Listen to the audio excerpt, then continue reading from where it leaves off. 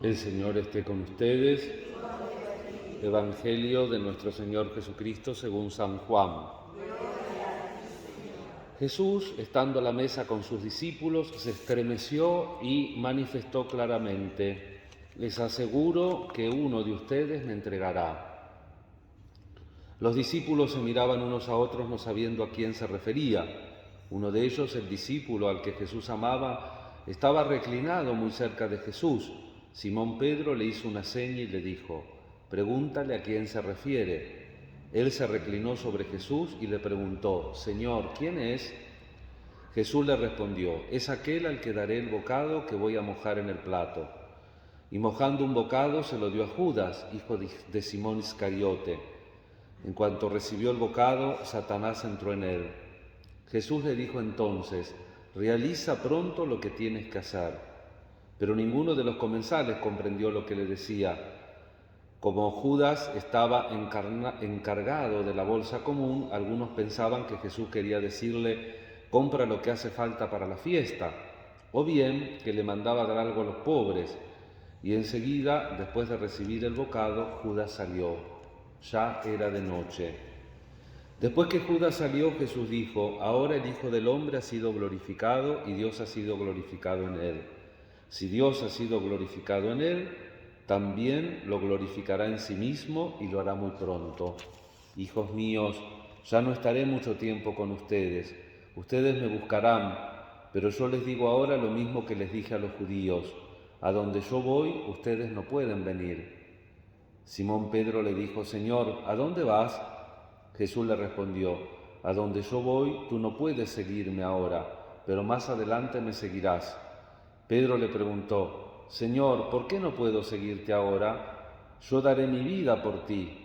Jesús le respondió: ¿darás tu vida por mí? Te aseguro que no cantará el gallo antes que me hayas negado 3 veces. Palabra del Señor.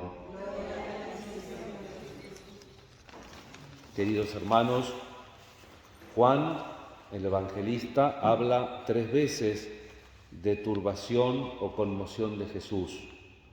Junto al sepulcro de Lázaro, como veíamos en el 5.º domingo de Cuaresma, el domingo de Ramos, después de las palabras sobre el grano de trigo que cae en la tierra y muere, en una escena que remite muy de cerca a la hora del Monte de los Olivos. Y por último, aquí en el Evangelio de hoy, antes de anunciar la traición, son momentos en los que Jesús se encuentra con la majestad de la muerte y es tocado por el poder de las tinieblas, un poder que Él tiene la misión de combatir y de vencer. Volvamos a nuestro texto, a nuestro Evangelio de hoy. El anuncio de la traición suscita comprensiblemente al mismo tiempo agitación y curiosidad entre los discípulos. Uno de ellos, al que Jesús tanto amaba, Juan, estaba en la mesa a su derecha. Simón Pedro le hizo señas para averiguar de quién decía de la traición. Recordemos que no se comía en la mesa como ahora, sino que la gente comía recostada sobre el brazo izquierdo y en la mano derecha la movía para comer. Tampoco había tenedor ni cuchillo, sino que se comía con la mano. Entonces, si estaban todos puestos alrededor, a la derecha estaba Juan. Evidentemente que Juan, con hacer esto, ya se encontraba con el pecho de Jesús y podía hablarle con una cierta privacidad. Una nota característica: nosotros ahora, si viene alguien importante, lo ponemos a la derecha. En aquel momento, en el judaísmo no se pone a la derecha lo importante, se pone a la izquierda. O sea que Juan no era el más importante, pero tenía una cercanía muy estrecha con Jesús. Y Pedro aprovecha eso para informarse, y Jesús le dice a Juan: aquel a quien yo le dé el trozo de pan untado. Y ese trozo de pan untado se daba a alguien que uno quería distinguir en la cena. Es decir, que Jesús hasta el último momento le da a Judas una oportunidad. Jesús dice: tiene que cumplirse la Escritura, el que compartía mi pan me ha traicionado, Salmo 41. Este es el modo de hablar característico de Jesús, con palabras de la Escritura. Él alude a su destino insertándolo al mismo tiempo en la lógica de Dios, en la lógica de la historia de la salvación. En lugar de la expresión usada por la Biblia griega, trogo, para decir para decir comer, Juan utiliza el término trogo, que es el que utiliza en el capítulo 6. Habitualmente se dice fagein, comer, fagocitar, decimos en castellano, para decir que algo se comió a otra cosa, ¿no? Se lo fagocitó. ¿Qué quiere decir trogo? Es un verbo onomatopéyico, es comer haciendo ruido, triturando. ¿Por qué utiliza este verbo Jesús en la Eucaristía? Porque Jesús quiere decir que es una verdadera comida. Por supuesto que no somos otra vez el verbo fago, por supuesto que no somos antropófagos, porque no nos comemos a la persona, pero sí que nos comemos la Eucaristía, que sacramentalmente es el verdadero cuerpo de Jesús, es sacramento de su presencia real, con el cual entonces Jesús, con este verbo fuerte, indica en su gran sermón sobre el pan el comer su cuerpo y el beber su sangre, es decir, recibir el sacramento eucarístico. Y de esta manera añade una nueva dimensión a la palabra del Salmo 41, retomada por Jesús como profecía de su propio camino. Así la palabra del Salmo proyecta anticipadamente su sombra sobre la Iglesia, sobre nosotros que celebramos la Eucaristía, tanto en el tiempo del evangelista como en todos los tiempos. Con la traición de Judas, el sufrimiento por la deslealtad no se ha terminado. Dice Jesús con el Salmo 41, incluso mi amigo de quien yo me fiaba, el que compartía mi pan, me ha traicionado. La ruptura de la amistad llega hasta la fraternidad de comunión de la Iglesia, donde una y otra vez se encuentran personas que toman su pan y lo traicionan, cuando seguimos otros caminos y no seguimos a Jesús. El sufrimiento de Jesús, su agonía, perdura hasta el fin del mundo, como les decía el domingo con Pascal. Pascal, basándose precisamente en estas consideraciones, lo dice. Podemos expresarlo también desde el punto de vista opuesto. En aquella hora, Jesús ha tomado sobre sus hombros la traición de todos los tiempos, el sufrimiento de todas las épocas por el ser traicionado, soportando así hasta el fondo las miserias de la historia.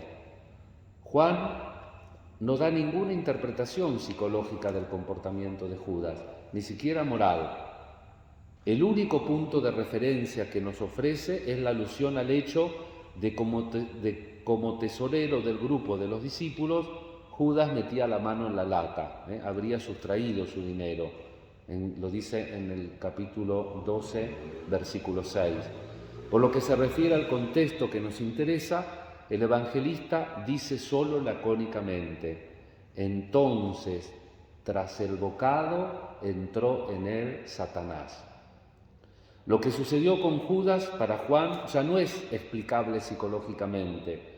Ha caído bajo el dominio de otro, quien rompe la amistad con Jesús, quien se sacude de encima su yugo ligero, no alcanza la libertad, no se hace libre el que se aparta de Jesús, sino que por el contrario se convierte en esclavo de otros poderes, o más bien el hecho de que traicione esta amistad proviene ya de la intervención de otro poder al que ha abierto sus puertas.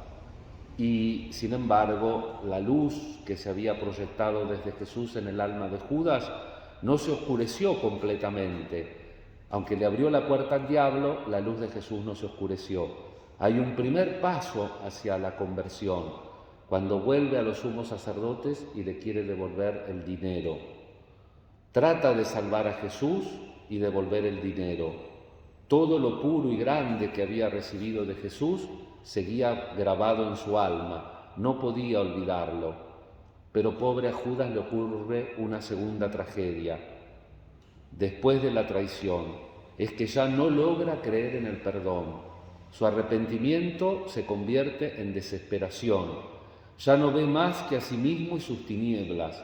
Ya no ve la luz de Jesús, esa luz que puede iluminar y puede superar incluso las tinieblas.